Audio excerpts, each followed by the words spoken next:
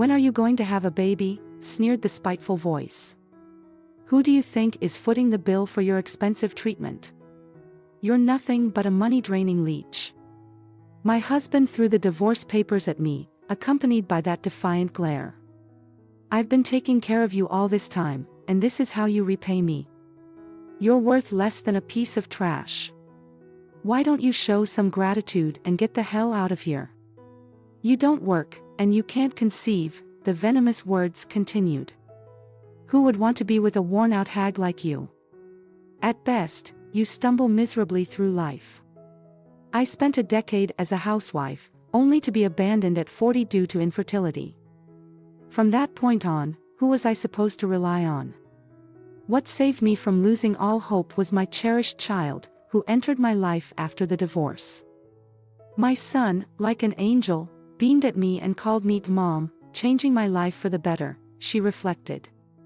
"I never anticipated that this angel would banish my ex-husband to the depths of hell. Josh, my former husband, and I were married for a decade, during which I was a devoted full-time housewife.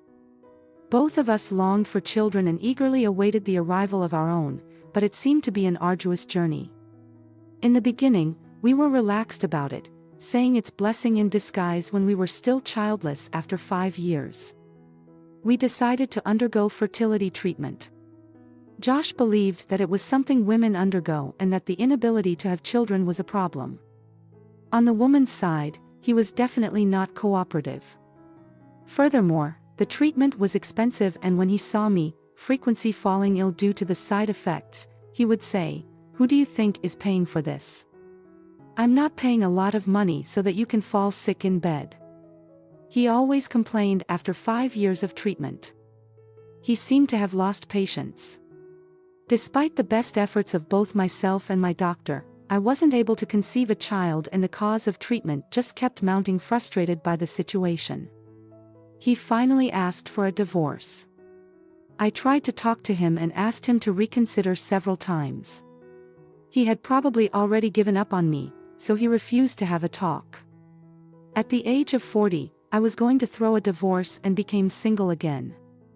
I felt as if there was a gap and hole in my chest, but I worked hard to survive. When I was going through the treatment, I got a part-time job to help cover the expansive bills. Fortunately, I was able to continue working the same job, and they even gave me more hours after I explained the situation. In addition, my manager had been talking about promoting me to a full-time position for a while, so he submitted my application to the head office for me. My days passed quickly and frantically from then on. About a month after I left Josh, my life was drastically changed. Again. My best friend from high school was in a fatal car accident with her husband. We used to share our joys and sorrow together. Throughout the time I was having trouble conceiving until the divorce we filed. She was always by my side. At first, I could not believe that she was gone.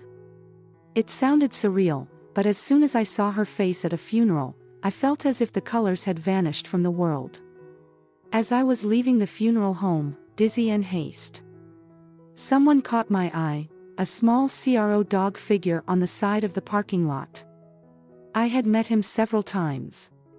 He must have just entered elementary school. I had no idea how big he had become. The small figure that was frozen in time was my late best friend's son Oliver.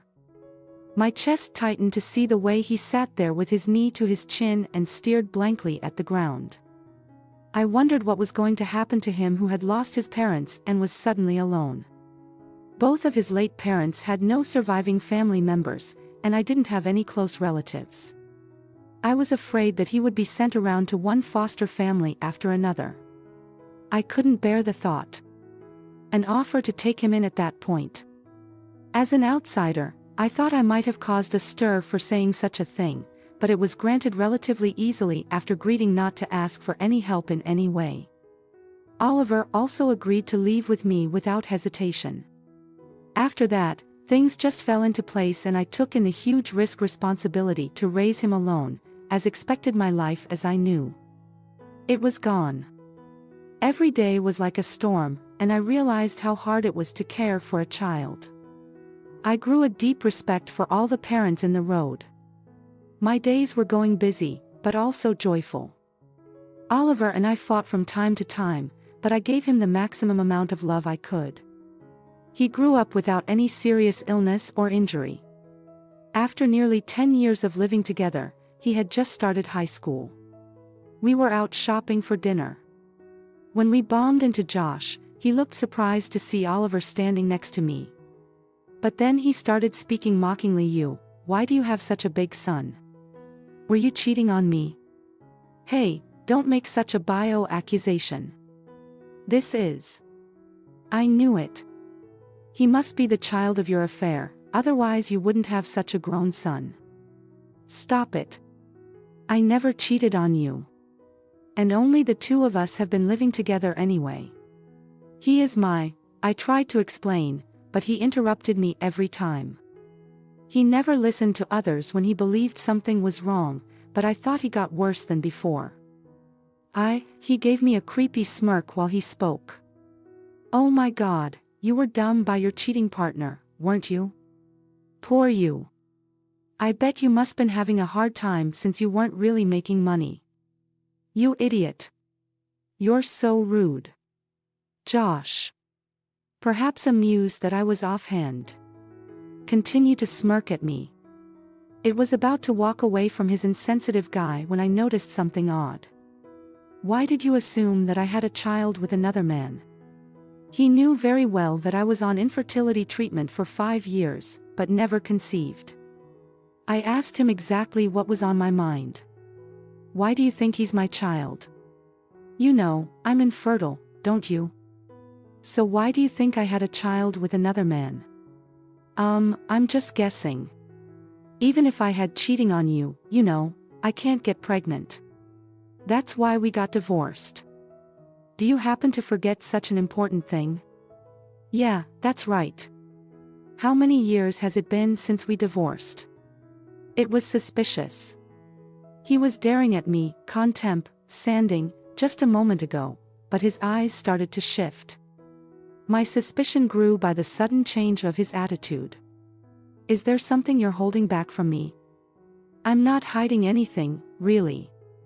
I took a step toward him and he took a step back when I stared at his face. He made an awkward expression and started to explain what he said was surprising. After we got divorced, one of his colleagues told him about mild infertility. He was curious, so he got tested and found that he had abnormal sperm function. In other words, he was the cause of infertility. He had been reluctant to participate in the treatment with me, so we were unable to have a child. So you mean I couldn't conceive because it was my fault. Oh my God. You were mocking me for not being able to give your child, weren't you? That's why you're cheating on me. And wasn't it, excuse me. He was calm at first, but as he spoke, his voice grew louder and louder. His emotions seemed to be building up. You knew I had a problem, warned you. That's why you found someone else. Wait a minute. Oliver is my late best friend's son.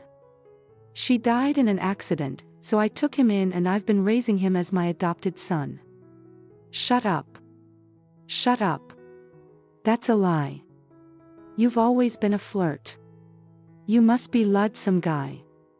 You useless bitch. No matter how hard I tried to explain to him, he didn't listen to me. I was at the loss as to what to do. He was shouting at me. At that point, his words became more and more abusive. People were glancing at us. I felt very uncomfortable when I was about to speak. Oliver, who had been quietly watching our exchange next to me, spoke up. Please stop insulting my mother. What the hell? If you continue being rude to her, I will call the police. Josh flinched as Oliver flashed his phone at him. After glaring at him, resentfully, Josh said nothing, but just clicked his turn and walked away. Thank you, sweetheart. If you ever need help, just call me.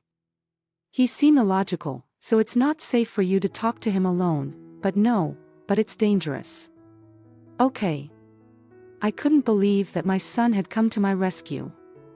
I thought he was still a child, but I was unexpectedly moved by how much he had grown up. Several more years passed. Oliver was about to graduate from university and it was time for him to look for a job. We had planned to dine out together. After his job interview, he was running late, so that was waiting for him at our meeting point when Josh appeared in front of me. "Yo, Grace, Josh." He still had a nasty smirk as before, but his clothes were tattered and his shoes had holes. The way he appeared was so disheveled that I wouldn't have recognized him unless he called out to me. As I stood there unable to say anything from the shock, Josh staggered close to me. "Hey, honey, why don't we get remarried and live together again?" "What?" "Yes, let's do that. Let's live together." Unable to grab this incoherent demand, I just stood there like a statue. He was getting closer and closer. When his hand touched my shoulder, I jerked back and bombed into someone. "Oh, I'm sorry. I am okay. Are you all right?" The older man looked at me with concern as if she said something strange in the air. The man glanced at Josh and was about to say something. "Hey, you. Stay away from my mother." Oliver, who had just arrived, stepped in between me and Josh. "Ugh, good timing. I'm going to be your father, so you are going to have to support me. You understand?" "What the hell? What are you talking about?" "A child who was abandoned by his parents and didn't grow up feeling their love must be facing a hard life. Probably you can't even find a good job and will live like a loser. If you can be happy living in poverty, you should at least be a good son and devote yourself to your father. You're making no sense. If it was only about me, I could put it up with it, but to make fun of him is abominable." My vision was distorted with rage. He knew nothing about us and had no right to speak about us. I clenched my fist in frustration. Oliver seemed to be IGN as well. Perhaps he was hurt to be taught unfairly during a sensitive time in his job search. He beat his slip in frustration. I had to protect him. When I glared at Josh with all the hate in the road, the man who had been quietly watching us spoke calmly. "With all due respect, this young man has already been accepted by my company. You should have received the code today." "Huh? What are you talking about, oh man? You have nothing to do with us, so don't get involved." "I actually do. I assume I have more to do with him than you." "Oh, I'm sorry. I have introduced myself." The man took out his business card. Josh was astounded when he read it and looked at the man's face and the card over and over again. When I looked at the card, the title Chief Executive Officer was written on it. The company name was the same as Oliver's first choice. Both he and I were too stern to say anything. The man continued to speak in the same calm manner. "I was friends with Oliver's late father before his death. We used to play golf together, and I used to visit his house. Oliver was very young, so I don't think he remembers me. I played with you too, Oliver. After your parents passed away, I heard that a friend of your late mother took you in. You've been raised by the wonderful person. I can see the shadow of your late father, not only in your appearance, but in your kind heart. You had a strong sense of justice too." The three of us intensely listened to the men. He looked at Oliver compassionately and then moved his eyes upon Josh. His calm voice uprightly changed and he started to speak sternly. "Oliver has grown up to be a very fine man raised by her and his late parents. On the contrary, how about you? You curse others in such a blunt manner in a public place. Before you speak out of him, you should reflect on yourself in the mirror." "Shut up, old man. Don't get too comfortable with me just because I listened to your story." Turning red, Josh drew closer to the man. When he was about to grab the man's neck, his hands were stopped by other hands. "Hey, calm down. Come with us. Let's hog over there." surprised by the sudden appearance of the police. I glanced at Oliver, who was holding out his phone. I wondered when he had called them. I was being protected while I was trying to protect him. It wasn't the right time to be emotional, but I was moved by Oliver's maturity. He was not a little child to be protected anymore. "Mom, are you okay?" I looked at him with a strange feeling of happiness and sadness. He stared back at me. Curiously, "I'm fine. Thank you." His stiffened expression relaxed as he was relieved. After that, Josh was out of control for a little while, but the police took him down.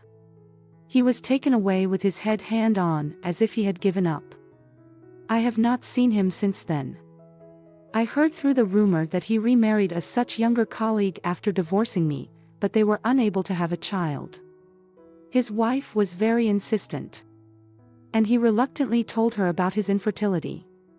She wanted a child so badly that she was outraged by him for not telling her earlier, and they divorced. In addition, all the complaints she made to her colleagues started circulating at work, and he was too ashamed to keep working there. He resigned from his job, but he was having a hard time finding new employment. He had to make do with the part-time job to survive. During that time, he happened to run into me again, and that was how the whole thing came to be. I'm uncertain about his whereabouts or current activities, but one thing I truly hope for is that he never reappears in front of Oliver and me.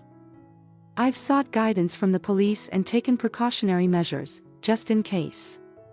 After landing a job, Oliver found his own place, and despite the distance, we remain close and talk on the phone every day. Adjusting to his new and unfamiliar life has been challenging, but he's determined to establish his independence. As for myself, I experienced love at first sight with the CEO who extended his help during that difficult time. In gratitude, I invited him to dinner, and to my surprise, we had an incredible time together, given that we were both unattached. Since then, we have continued to meet for lunches and dinners. My heart leaps with joy as I find myself immersed in love after such a prolonged period of time. He attentively listens to me and provides valuable advice. He truly is a wonderful son. When Josh and I went through our divorce, I never imagined that such a life awaited me. Life has an unpredictable way of surprising us with unexpected turns and opportunities.